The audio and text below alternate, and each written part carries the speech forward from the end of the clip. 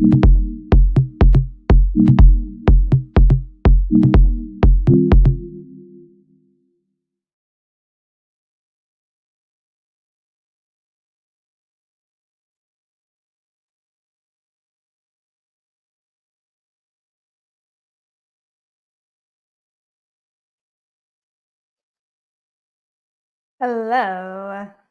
So, a little bit of a different show. I'm not used to doing a live taping by myself. I am used to inviting guests to share your plastic surgery stories on a little show that I have called Revealed.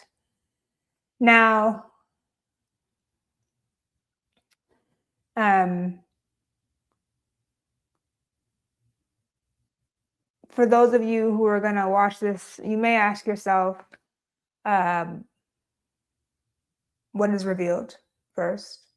Well, there have been, I think now 6 episodes of Revealed or 5 episodes of Revealed where I've talked to real women who have had plastic surgery and who talk to me and us about what they've had done, why they've had done it, why they've had it done, excuse me, what their learning experiences were, and would they do it again. And those have been, I think, really impactful stories that I've loved being able to kind of share. And hopefully they've loved it as well, sharing their experiences. But if you also have been to my YouTube channel lately, you may have noticed that there hasn't been a recent episode. I think the last episode maybe was in October, November. And I think if you watched to the end of that episode, thank you. But also if you watched, then you would know that there's a kind of question I have about whether or not Revealed is worth it for me to do, to continue doing. It's a bit of a slog, kind of, get people to join me. Not everyone, and rightly so, not everyone wants to reveal what they've had done and why. It is a personal choice. And so, when it's hard to recruit, when it's hard to find different stories for you, sometimes it's not as fun for me. And so then I don't post it. I am a relatively I am new in the game of content creation. I'm not a content creator by any means, because I know people who do it full time, and who live, and die by this. I have the luxury of having a job that I love as a plastic surgeon. So this isn't really my full-time gig, but it's something that I'm enjoying. But so the parts of it that I don't necessarily enjoy as much, I don't know that I want to do. And I'm still figuring that out. If there's a lot of value in it, and people find that, if you guys find that you're getting a lot out of the Revealed episodes, then by all means, I want to continue to provide that service. But if it's not something that people find value in and it's not as much fun, then I probably won't keep doing it. That being said, I think I do have one coming up that's probably going to be really, really good. So look out for that when that happens, probably in February or March. Okay. Let's see. I keep saying I'm not usually an girl, but today for some reason I am. So why am I here on a Sunday?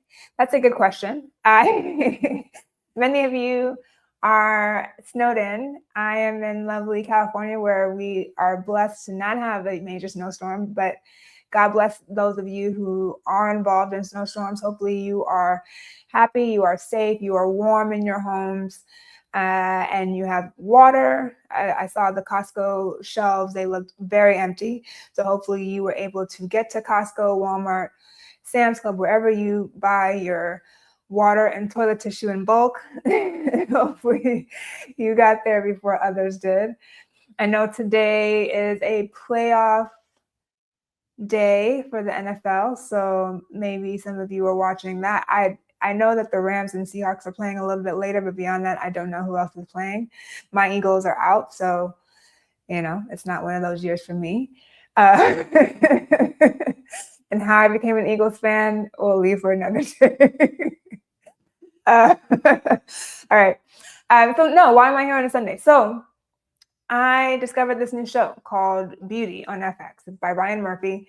And, you know, this is where pop culture meets beauty and plastic surgery. So of course, I thought it would be really cool for me to do a deep dive from the perspective of a Black plastic surgeon, Black female plastic surgeon, I should say. What do I think of this show? So you have to bear with me. I've done, I think, one review a while ago, and that was of Netflix's Uglies movie. That didn't get wide praise from my review skills. So having gone back to the school of online YouTube reviews, I think this one's going to be a little bit better. I'm going to do a little bit of a recap, go through a little bit of like what was I thinking as this was happening, and then we're going to wrap it up at the end with my overall thoughts. I have watched 2.25 episodes, but I'm only going to review one because I think each episode is really packed enough that we can do a whole lot when we just talk about the one. So we'll start there. And if this becomes something that you guys like, then of course I'll keep going. And if it doesn't, then this is the one and done. But hopefully some of you will find value in this. I will share clips that hopefully won't get me banned from YouTube or TikTok or wherever you find this video. Yeah, without further ado, let's get started. So let's start with just like, so there obviously are going to be spoilers in this. Again, this is just for episode 1. And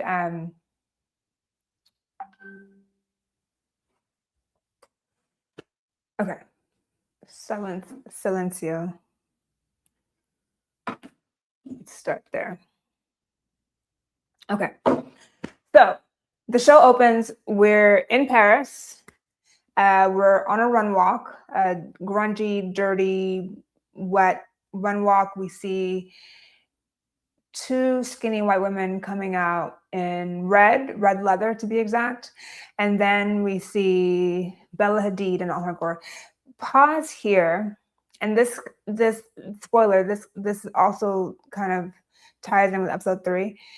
But Bella Hadid and Amelia Gray Hamlin, who is Lisa Rinna's second daughter, have both, in my mind, become somewhat or clearly more famous than their older sisters who began in the modeling game, which I find really interesting. But anyway, that was just an aside.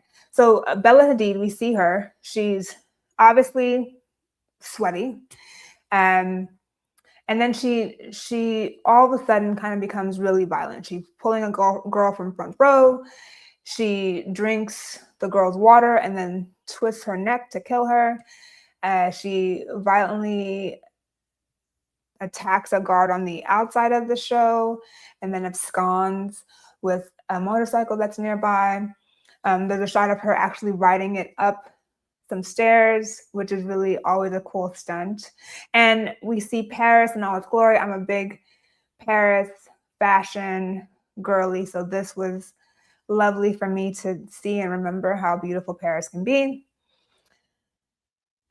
She gets hit by a car, right? And then is clearly mangled, and it looks like she's dead because being hit by a car at relatively high speed, that is a reasonable assumption to make that someone would have serious injury, if not death from it. But she, kind of like a zombie, like rises and like dusts herself off and she keeps going. So now I'm thinking this is clearly very Ryan Murphy, very provocative, very fast paced. And, recently when All's Fair came out, his show All's Fair, which I haven't seen, but I haven't heard great things about, came out. Someone on Threads said Ryan Murphy is just Tyler Perry, but the white version. And I couldn't unthink that. I can't unthink that. So him having this very sensationalized intro to the show that really we don't really have any context about. The previews have not been very revealing. We know that beauty is kind of like a commodity, and that's really all that we know. So anyway, this is very on brand for him. She gets up and starts walking into the restaurant after being hit like a superwoman. And I see this scene, and I'll share with you my thought after seeing this scene.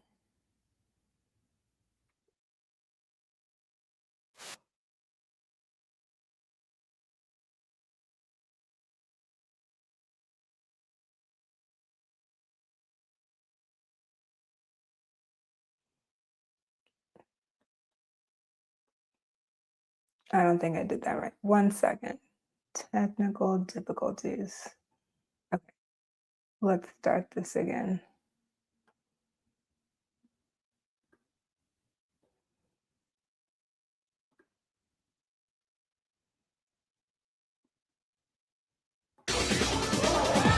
So first off, love that this old lady is completely unbothered by this entire thing.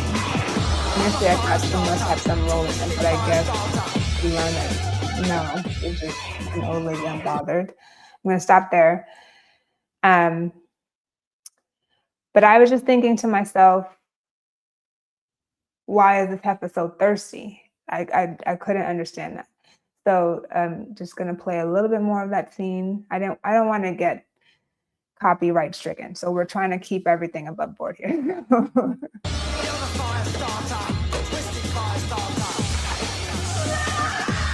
Clearly burning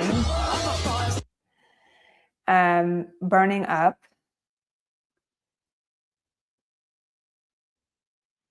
Okay, so very curious. But yeah, why is she so thirsty? Why she needs so much water?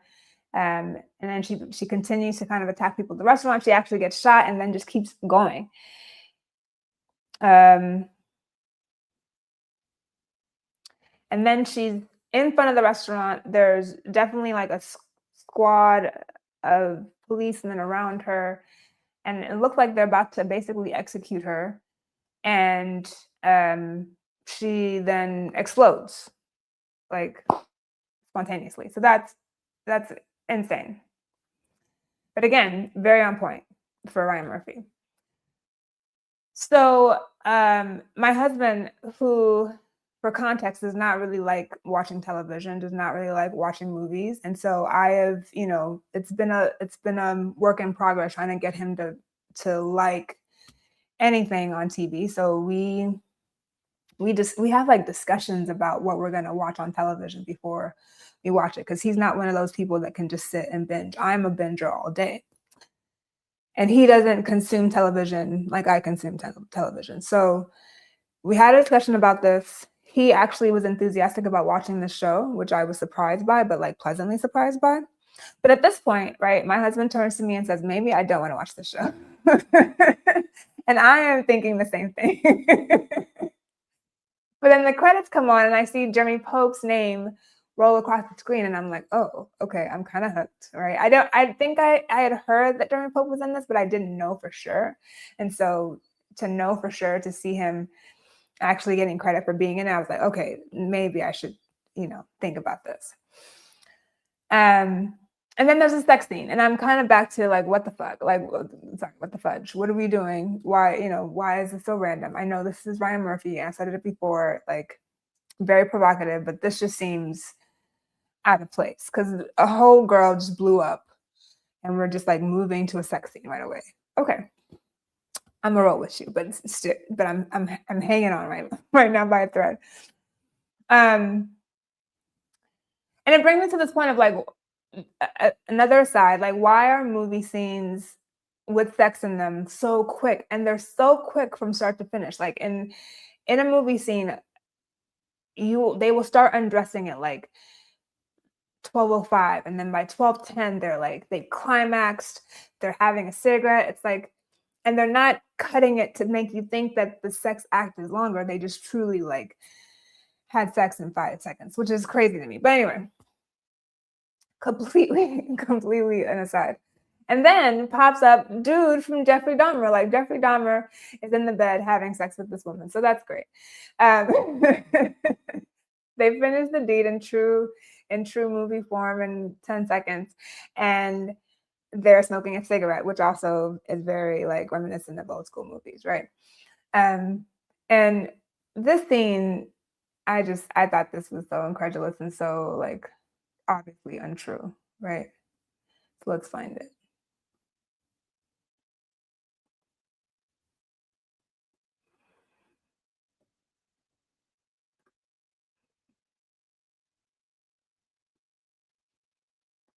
Did you do something different with your hair? Hold I on. don't know.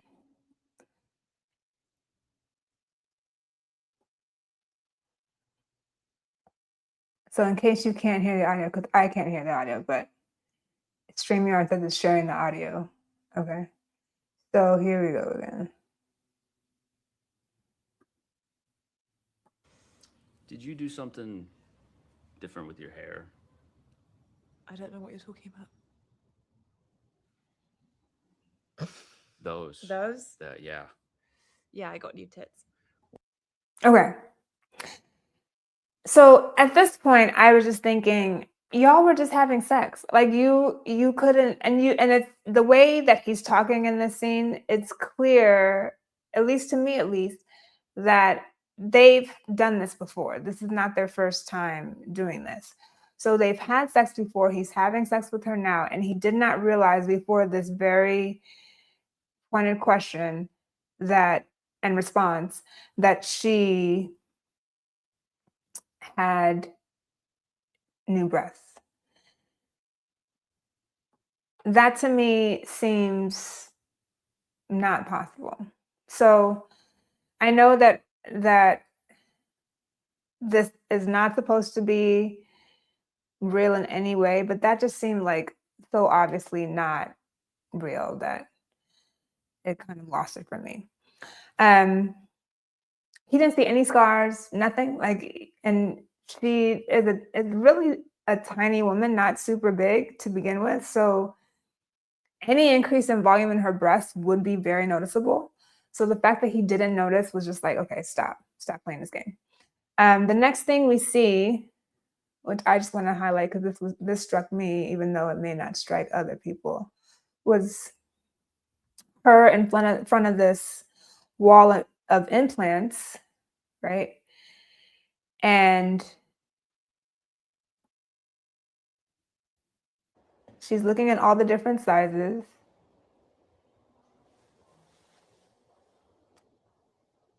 And she picks up what I think is, for her body frame, a relatively big size. I would guess that was something like a 350 or 400, probably closer to 350.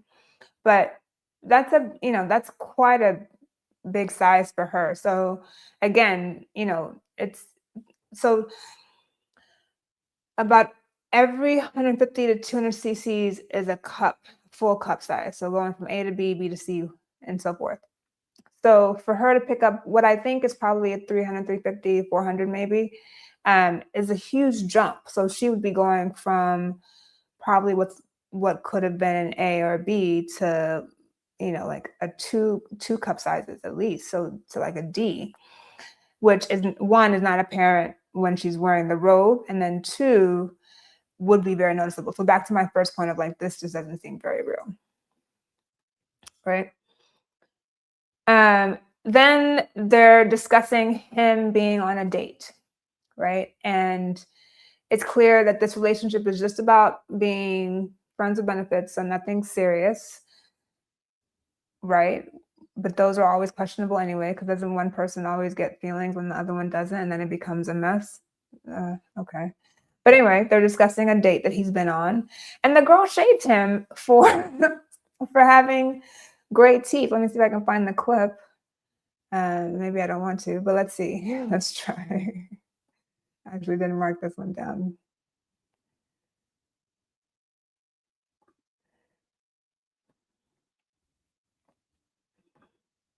Okay, found it.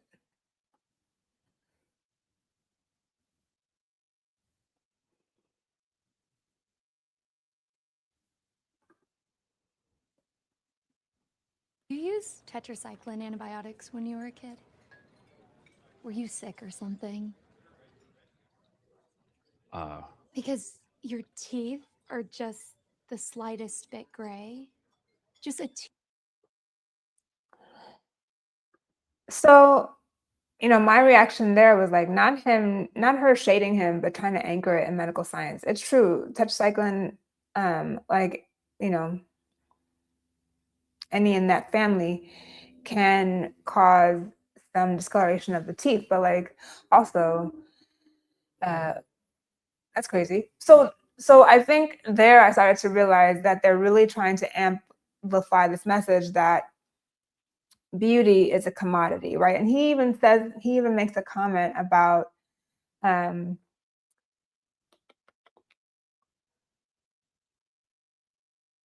he makes a comment that beauty is this thing that you get so that you can be, he uses the word effable.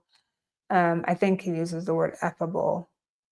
Well, maybe it's the doctor later on. But anyway, the point is that beauty is a commodity that you have. It's very transactional, and it can open doors that were previously closed to you, right? So in this case, it can make you dateable versus not.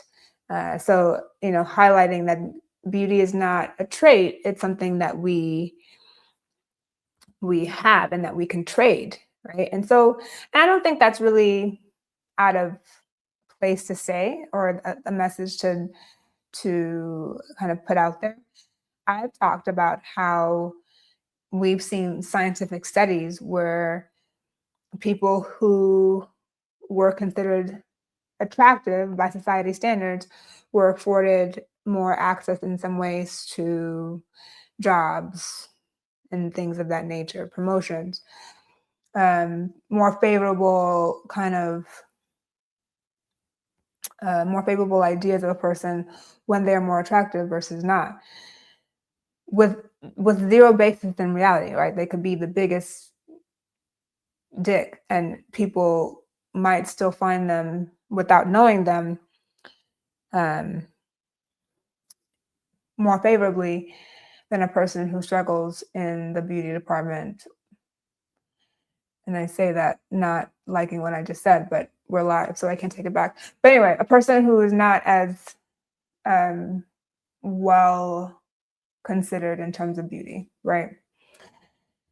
So it's a commodity. They have this discussion that's really not that deep about beauty. There is an interesting question that kind of comes up for me, which is, she asks him, why are you able to kind of get that criticism and just like move on with your life like nothing happened? And, she got implants because she was subconscious about them. So there's this idea of like, there's some people who receive criticism, feel the criticism, feel like they are, they have some flaws, but never want to address them in any kind of way, right? Never feel like they need remedy. But then there are others who feel like those are issues that need to be addressed. So that's always a question that I have too about, the people who went on Maury saying, I was bullied but now I'm beautiful, and they got plastic surgery in the meantime. Like, what made them get the plastic surgery versus those who came out and said, I'm now beautiful, but just, kind of were no longer ugly ducklings, as it were. So it's always interesting. But again, the conversation doesn't get too deep. It kind of stays superficial, which makes sense for their relationship as well.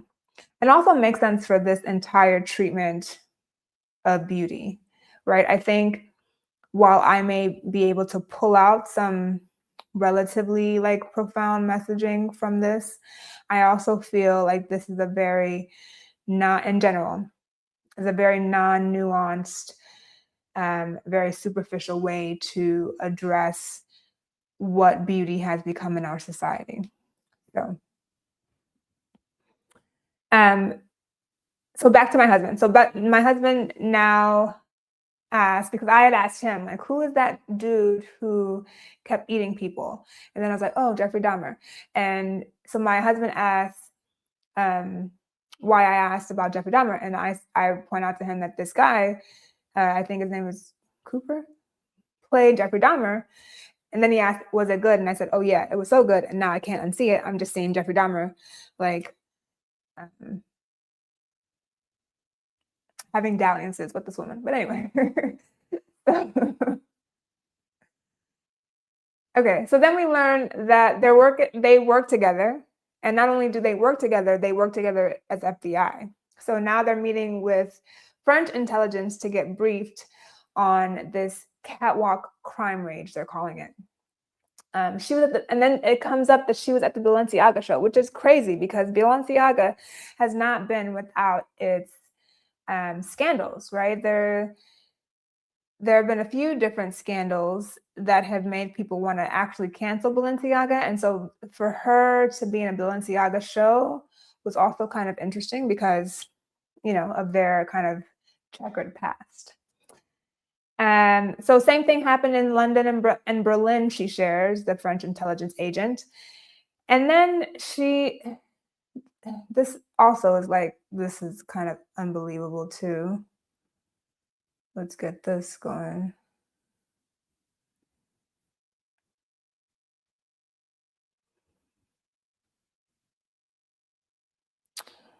Okay. Guys, I am not an expert at this. I'm a novice. So I'm trying my best to like bring in the clips, do all the things. Okay. So just bear with me if you see a little downtime that you didn't anticipate. So here we go. How the hell are you just telling us about this now? Seriously. This is the first time we've been able to connect any dots. Hold it.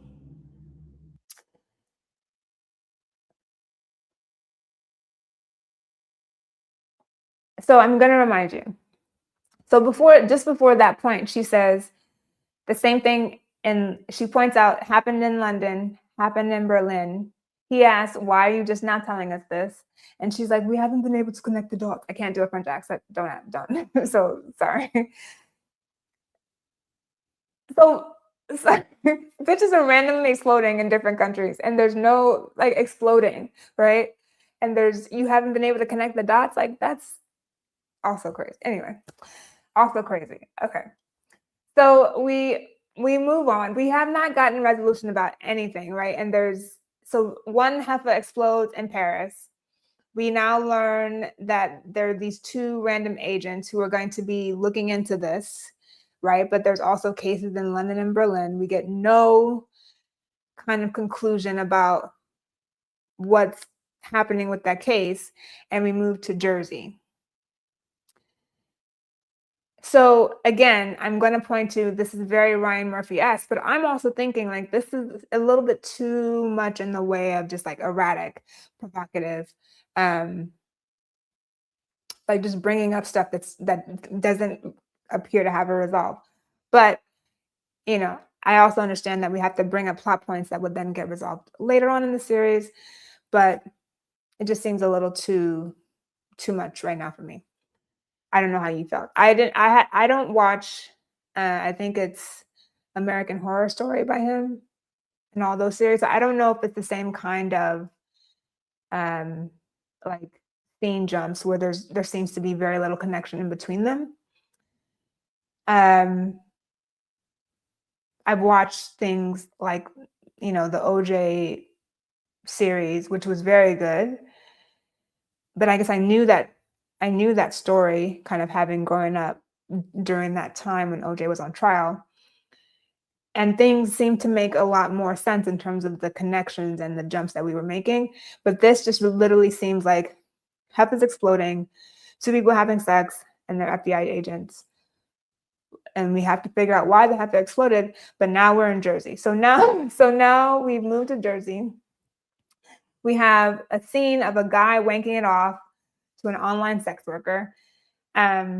He's wanking off and typing at the same time. But also even before this, I was thinking, I wonder if his penis is small.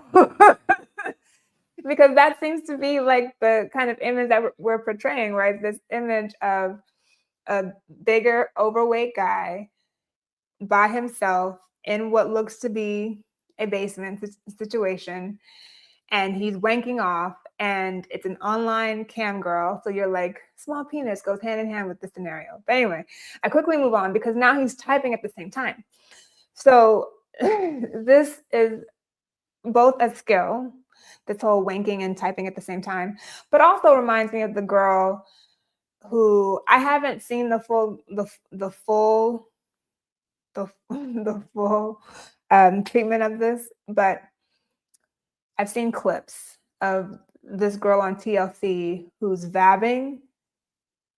Have you guys seen this? So vabbing, for those of you who don't know, I'm sorry to be the one to share this with you, but vabbing is putting your vaginal juices on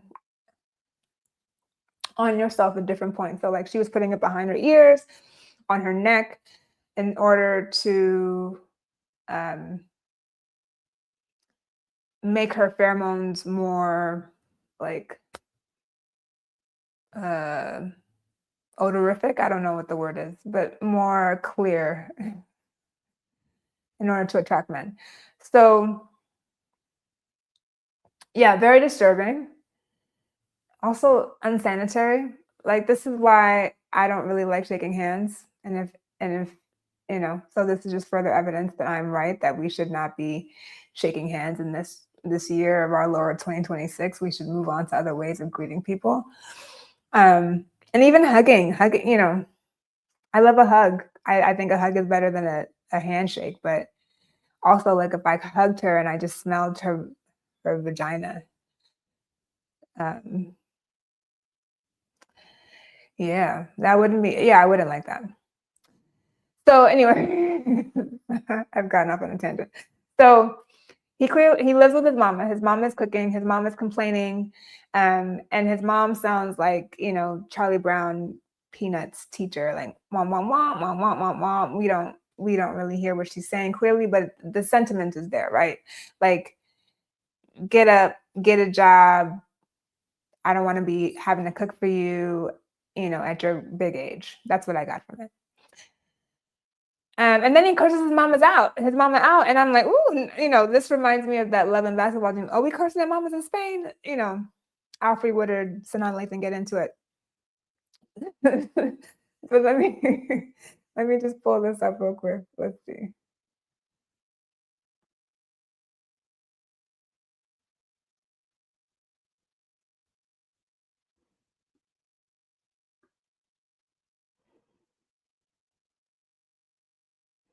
Or maybe I won't. I won't. It's not a big deal. Anyway, you get the point. He's cursing at his mama, and she's, you know, he's in her house. So that's crazy.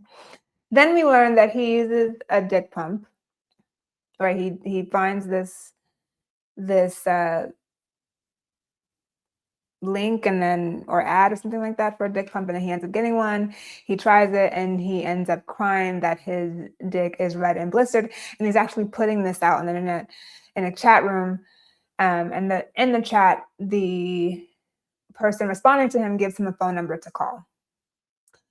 So then we turn back.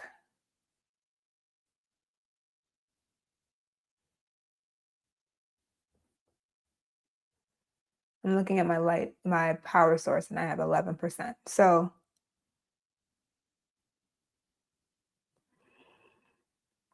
this might be a time that I pause. Okay, hold please.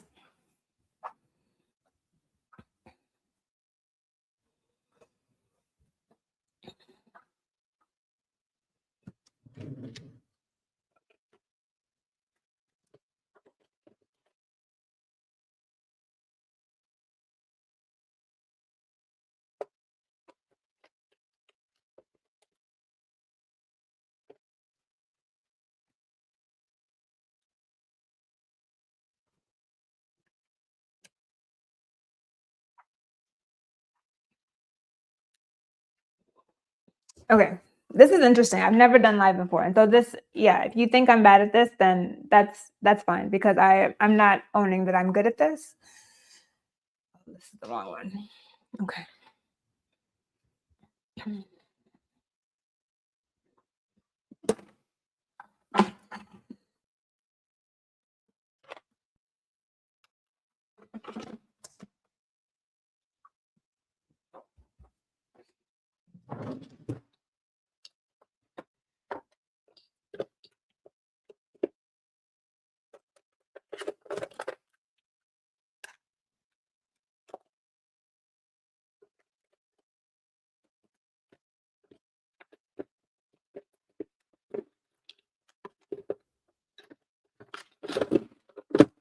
Okay, guys, my apologies. We're just gonna have to make it work.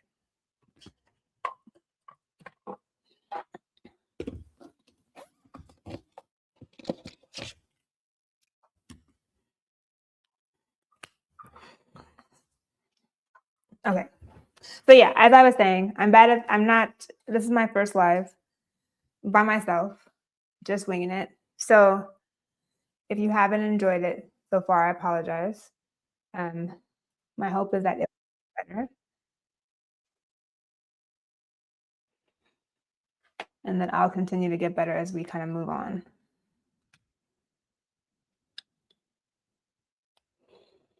And now this is not working. Okay, 1 second.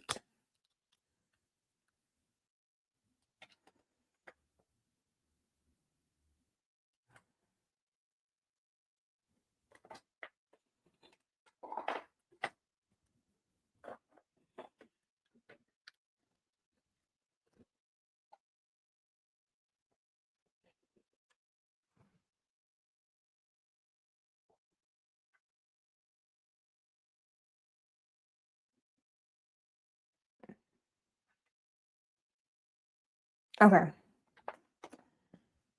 1 more second.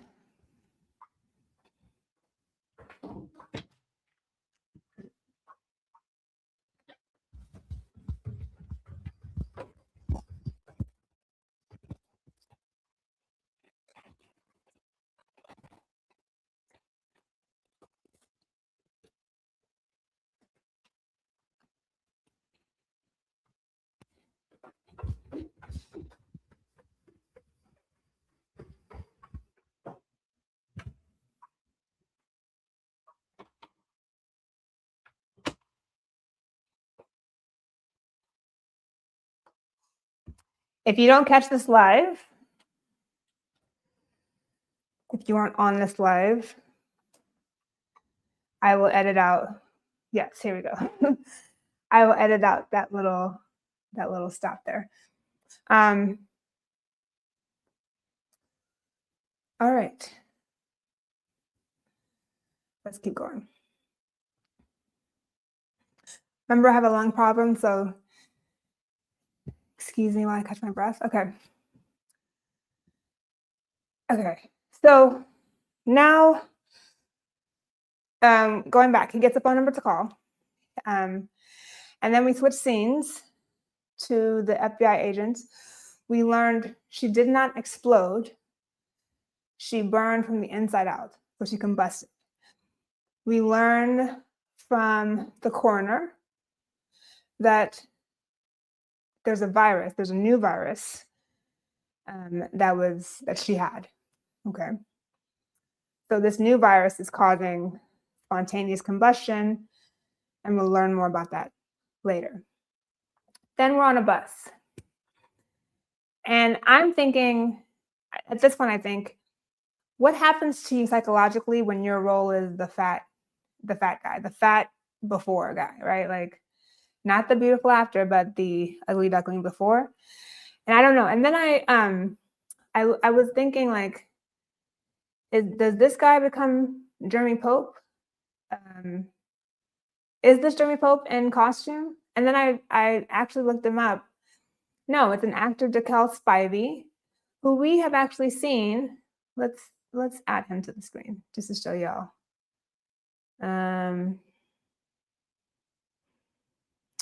We have seen him. Will this work? I don't know if this will work. Maybe not. I'm not gonna mess with it. But anyway, maybe I will. Hold on. Let's try.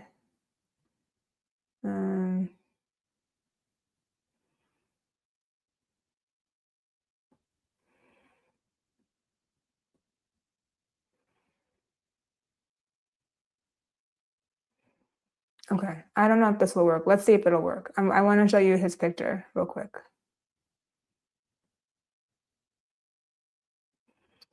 See if this, oh no, I can't show you his picture because I would have to, hold on. I can do this. I can do this, guys. Hold on. We're gonna do a screenshot. Maybe. Oh, maybe not.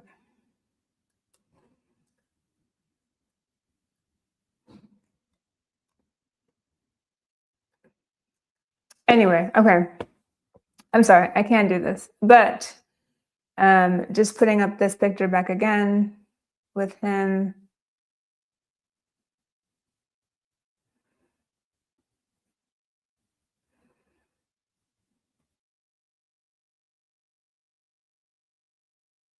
There's a Yamaba commercial. If you live in SoCal, then you know what Yamaba is. It's our local casino here. But if you don't, then you don't need to know. The other side thing I realized, or I think that was important for me, was that so there's clearly this show about beauty where we're already learning from the show that beauty is a commodity, right? Not something inherent within us. But then there are all these commercials for GLP-1 pills, which was crazy to me.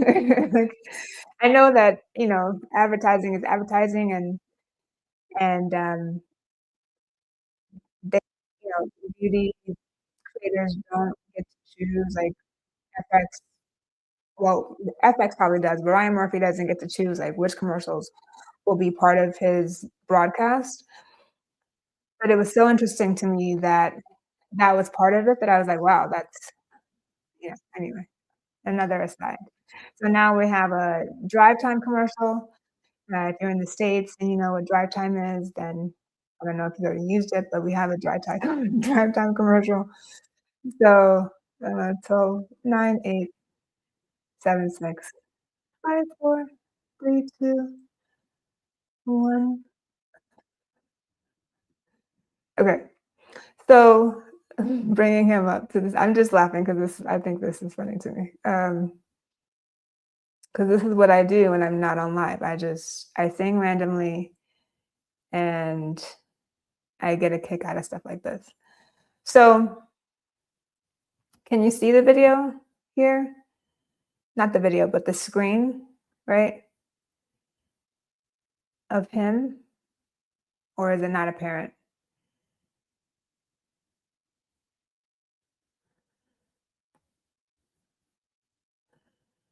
Someone in the comments, if you can see the screen and you can see him, let me know. If you can't, then let me know. But the point is, he's an actor. It's Lakel Spivey. He was in the new version of Mean Girls. He was the gay bestie this time. So lovely looking guy. When you look at his pictures, actually really lovely guy. Does not look like a loser in real life, but plays one. So like, what is that? I don't know how I would take it if that were my role, like gay bestie, right? So not the main actress, but the gay bestie. Melissa McCarthy used to play this role. Melissa McCarthy, who was in Gilmore Girls, and has gone on to other fame. Is it Bridesmaids? Maybe Bridesmaids. If you don't know her from Gilmore Girls, then you know her. But anyway, the point is that she often played the unattractive bestie or less attractive bestie. But like, what does that do to your soul? Like when that is your role, like, consistently. So anyway, that was an aside. We learned that the number that he got was to a plastic surgeon, a plastic surgery office. And we learned that it's Enu plastic surgery.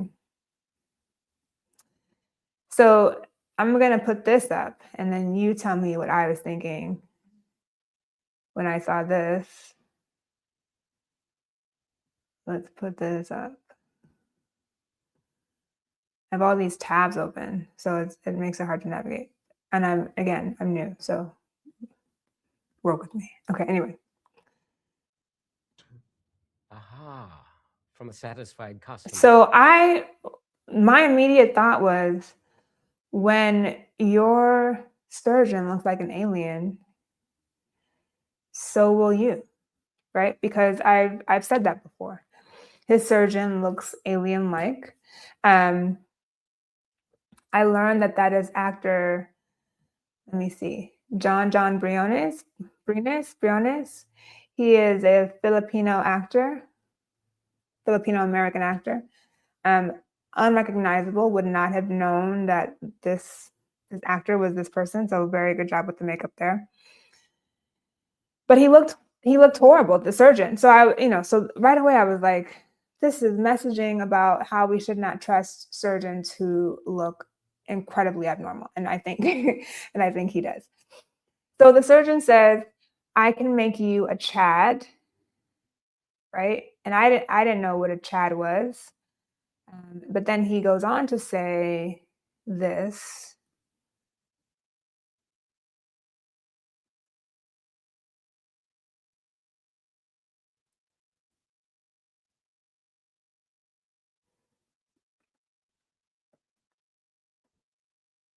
Hmm.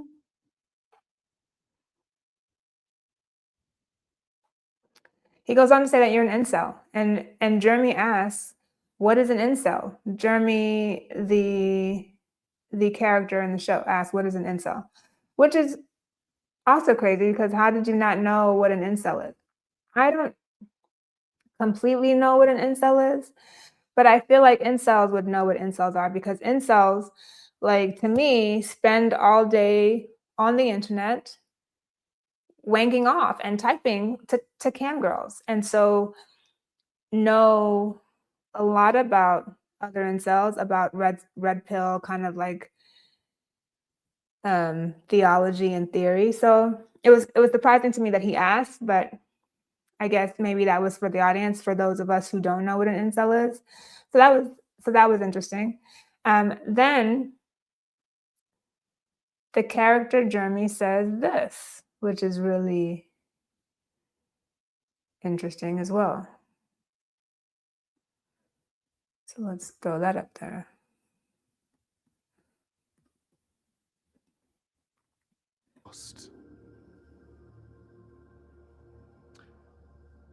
I want to have a purpose. He says, I'm lost, I want to have a purpose. Right? And then he talks about how his friend says that he should be a stand-up comedian. And I guess stand-up comedian is code for ugly and fat. I'm not sure, but there are obviously good-looking comedians out there. But I'm lost, I want to have a purpose. And this is when I always say that this kind of patient is a patient that you turn around and you say, no, I don't want your money. Please find a psychiatrist, a psychologist, talk to about, because this is more than just we change your looks to kind of enhance your inner beauty. This is like you have a deep psychological need that is not going to be met by the knife, right? The doctor does not respond in that way, however. He responds in a rather disgusting way, but this is television, so why would this be accurate by any means and reflect true relationships that doctors have with their their patients? And if this in any way is reflective of a real doctor-patient relationship, It's your then literal bones that's that that. make you unfuckable and keep you from the happiness you are entitled to. So let's fix that. Let's fix that. And before this, he also frames this discussion about Jeremy's looks as, hey, it's not your fault. Your parents were the ones that made you, I think they're, like he said, genetically like bland or something like that. So not only are we framing beauty as a commodity that you can achieve in a very transactional way, right? We are also framing diversity of looks as some are born with defects. So there's no room for any diversity in there. Some people cannot look different from what we societally think is beautiful or attractive. And those who deviate from that norm that we've created are in some ways defective and so must be fixed.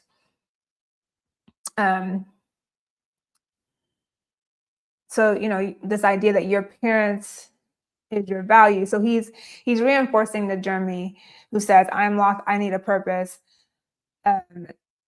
He responds to that by saying, yes, I will give you purpose by just addressing your beauty. So again, we're tying up value, worth into this concept of what is beautiful. But again, who decides what is beautiful? It's society, and society doesn't always get it right. And also, he takes any autonomy that Jeremy might have had away from him by saying, let's fix that. I'm going to fix you, right? So I am going to address all the defects that you have, but it's not Jeremy being part of the conversation anymore. It's just the doctor kind of relaying what he thinks. That, I think, can be seen in some modern plastic surgeon patient relationships. This idea that a patient comes in and says, hey, this is what I'm thinking. And the doctor goes, well, these are all the things that I'm thinking. And this is actually what I think you should get done. And so then we're stripping the patient really from having the autonomy to say no, right? Because you have presented, hey, I want to look younger. And the doctor has listed all these things that keep you from getting to your goal. And you say, and now the doctor knows better, right? So then you kind of relinquish control and say, okay, my body is in your hands. So we do see that, but that doesn't mean it's not sad. So it's your literal bones that make you ineffable. Let's fix that, coupled with the previous comment that Jeremy says, I'm lost, I want to have a purpose. We go back to the agent. We learn more. We learn that all the victims become models with 2 years of flourishing careers, and then they die. They all have cut family off. And then I think, again, does Jeremy become Jeremy Pope? Because I think that seems like where that fits in. We see Jeremy the character at a bar. My husband says, gave him a longer chin and some fillers, and he looks crazy. Then we see this scene.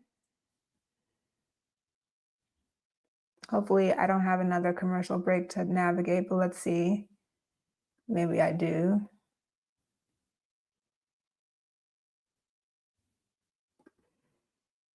Nope, I don't. Great. Going back to the two. Oh, something's off between between Google Chrome and Safari, because the timestamps that I wrote down are now not as correct as I want them to be. Maybe, actually, no, maybe not.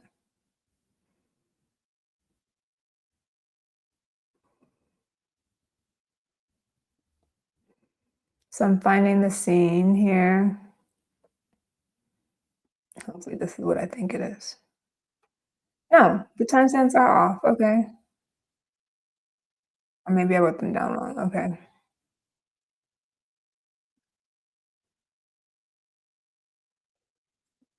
Okay, here we go.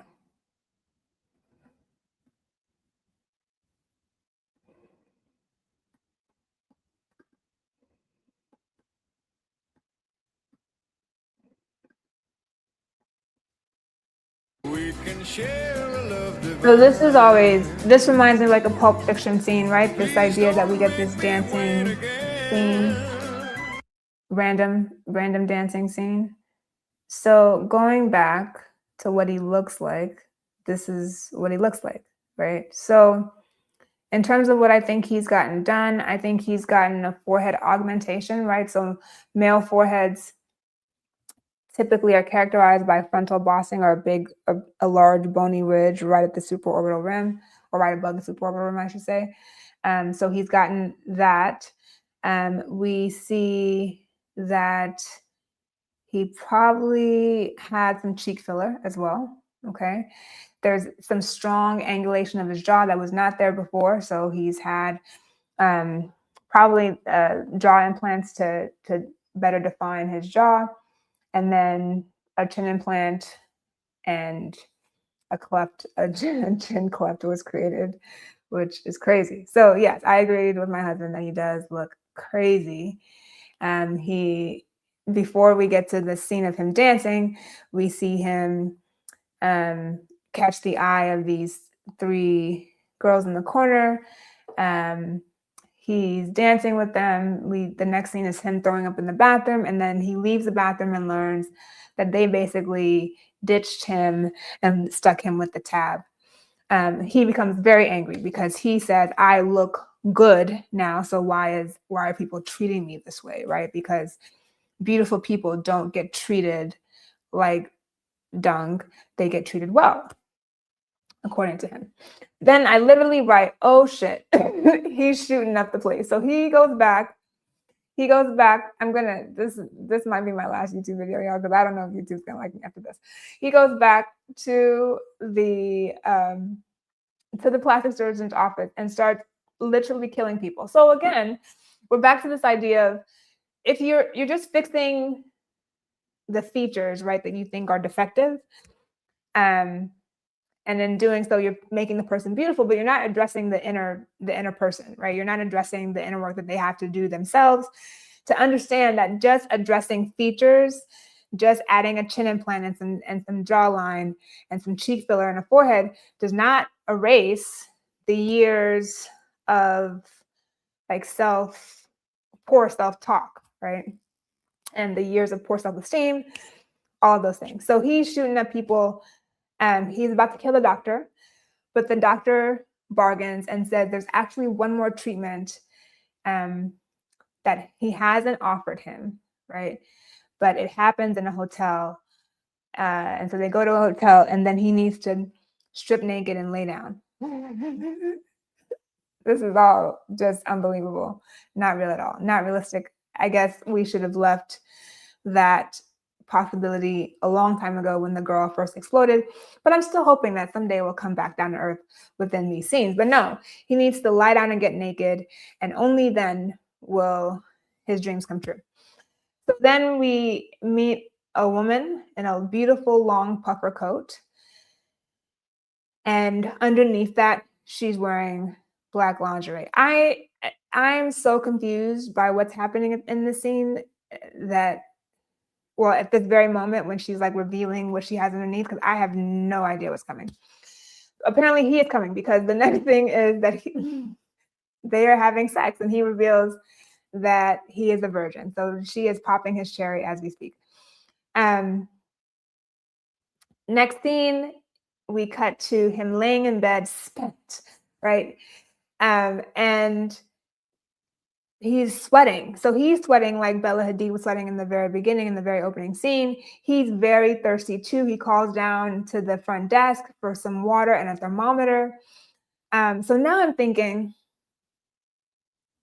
is there a sudden increase in metabolism that's making all of these people thirsty, right? Because your body metabolism increases, you're burning fat, you're burning fuel, you're getting dehydrated, and that's your body's way of saying like, hey, drink some water, happy you thirsty. So is this why they're thirsty? And then is this also why they become really skinny? Because the metabolism is so high that, their body can't keep up and has no fat stores to really, or burns up all the fat stores and then proceeds to continue burning. Anyway, that's my thought. His temperature, he takes it as 118.6, which is completely incompatible with life. True to form, he begins convulsing on the bed. He stands up, his teeth are coming out, his skin is like, actually his flesh is burning off. And then he's in a cocoon. Okay. He's in a cocoon. I'm going to remove this from the stage while I find this clip for one second. So he's in a cocoon. Oh, but we have a commercial break, so maybe I won't find the clip. Okay, so we have a 1-minute commercial break.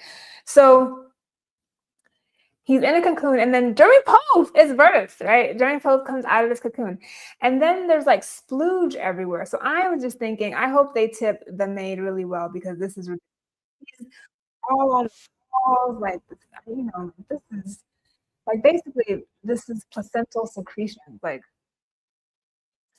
not cute. Um, he gets in front of a mirror, he sees himself for the first time as Jeremy Pope, as beautiful Jeremy Pope, and he like flexes and is just awe-inspired. We cut to, we're sitting down with the intelligence agents again, and we learn it's a virus. It's a non-respiratory virus, and it's transmitted via bodily secretions, much like HIV. And there we stop. So, okay, my final thoughts on this episode, because this was a long live, this was a longer episode. Episode 2 is much shorter, but we will not tackle that today. I think the 3 main messages are clear, right? Beauty is a commodity. It can be traded. It can be very transactional. You can gain access with beauty where you didn't have it before. And then lastly, there is this erosion of autonomy, right? Because we see Jeremy, who becomes Jeremy Pope, lose his autonomy when he's sitting with the doctor. So, you know, while the episode was wildly unrealistic, the actual messaging, I don't think, was too far off. It was quite real and quite grounded in what we're seeing in reality, right?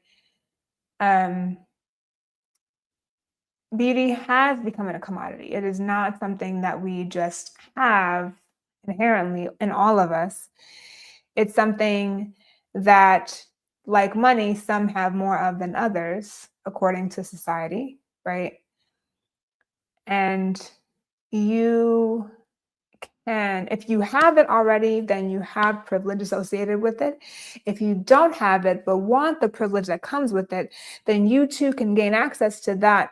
You can access that privilege by going to a plastic surgeon, by, you know, going to an esthetician, by going to someone who can then make you more beautiful.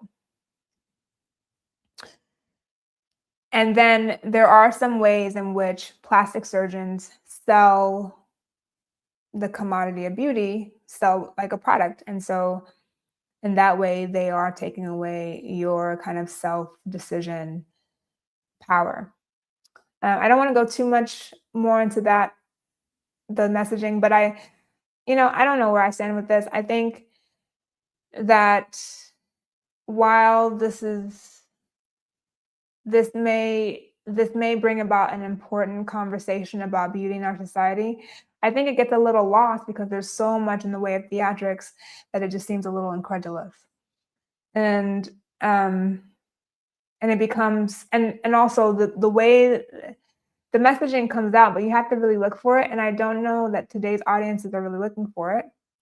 And I think what is more apparent is kind of this reductive idea of this conversation, this very simplified, point, which is made by Jeffrey Dahmer when he says something about like, you try to attain beauty so that you can date successfully, right? And then the doctor saying your little bones are making you ineffable.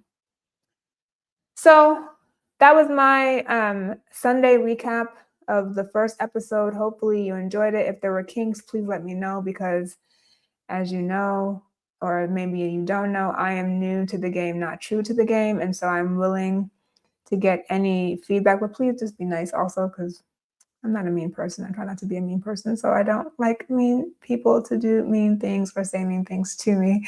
But I'll try to do a recap for every episode. I don't know that I'll be successful.